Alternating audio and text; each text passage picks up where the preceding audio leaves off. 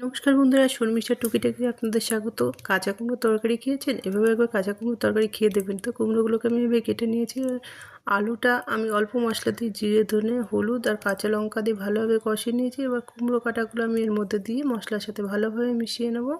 এবার আমি এর মধ্যে পরিমাণ মতো নুন আর হলুদ দেবো। পরিমাণ মতো নুন হলুদ দিয়ে আমি এটাকে ভালোভাবে কষিয়ে নেবো। কিছু সময় কষিয়ে নেওয়ার পরে আমি এর মধ্যে জল দিয়ে দেবো। খুব একটা বেশি জল দেবো না, কারণ এই কাঁচা কুমড়ো থেকে অনেকটা পরিমাণেই জল বেরিয়ে আসে। তাই অল্প পরিমাণেই জল দেবো। জল দিয়ে আমি নাড়িয়ে নিয়ে একটা থালার সাহায্যে ঢেকে দেবো কিছু সময় হওয়ার জন্যে।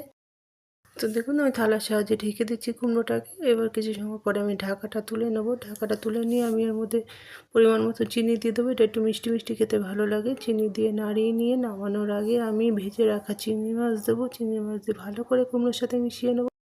চিংড়ি মাছ দিয়ে মিশিয়ে নিলে আমার কাঁচা কুমড়োর তরকারিটা তৈরি হয়ে যাবে। এভাবে একবার খেয়ে দেবেন, খুবই ভালো লাগবে। তো